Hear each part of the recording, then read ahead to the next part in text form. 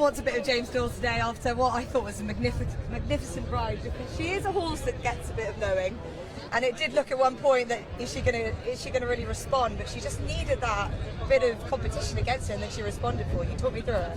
Yeah, she did. I mean, she's it's a funny one. She's very, very uncomplicated, but you do still need to know her or have the confidence in her that you can keep the revs quite high and she'll keep going. And I think that's probably where I got it wrong. I mean, it was different ground conditions last year, and we did come up against Porta Fortuna, who we know is a very exceptional filly. But I just probably overdid the weighting. I was in front and just had the foot on the brake slightly.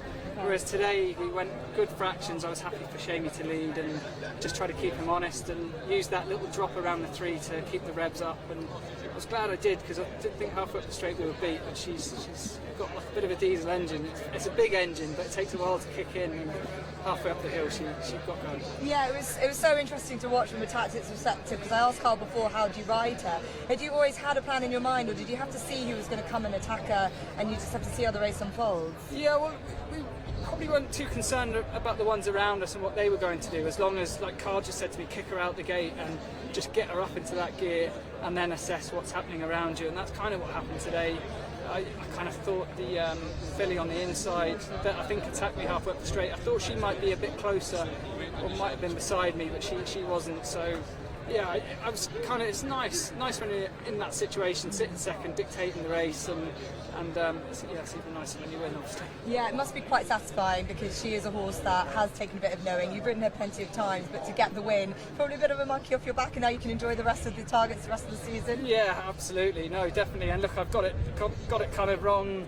She owed me a big winner, because I went with her in the Duke of Cambridge, and the ground was obviously too quick. Crimson Advocate obviously came around us and won very easy, and then I switched teams at Deauville and rode Crimson Advocate, and she obviously won, given a magnificent ride by Danny. And yeah, it's nice to get back on her and win a good race. But yeah, there's a bit of pressure to get it right today, and yeah, I'm glad I had all the right things in place. And it's great work done. I've just heard from Carl that they're keen to keep her in training next year. She seems to be a filly that is blossoming compared to last year when you first started riding her. Does she feel like a bigger, better filly? Yeah, she's certainly stronger. I think we did dabble with the idea of stretching her out to a mile and a quarter. She obviously finished 4th in the Opera. Whether we quite go down that avenue again, I don't know. The way she hits the line, you would think she'll get it, but the problem is, I think when the ground goes in October, it probably does stretch her slightly, so we might be on weather watch a little bit. But there's every reason to think she can be equally as good, or if not better, next year. She's certainly strengthened up a lot over the previous winter one. Yeah, brilliant. Great to have a winner here on Irish Champions Weekend. Tomorrow, Night Raider as well. Seems like a horse that, just likes to shoot from the hip a little bit. How much do you feel like he can show that off on heavy ground? Yeah, he's certainly getting the hang of, like, in his early days he was obviously campaigned over 7 and tried to campaign over a mile, but he's obviously very, very speedy. But then when he dropped back to 5, it's just such a different tempo from 6 and 7 races. It's taken him a while to adjust.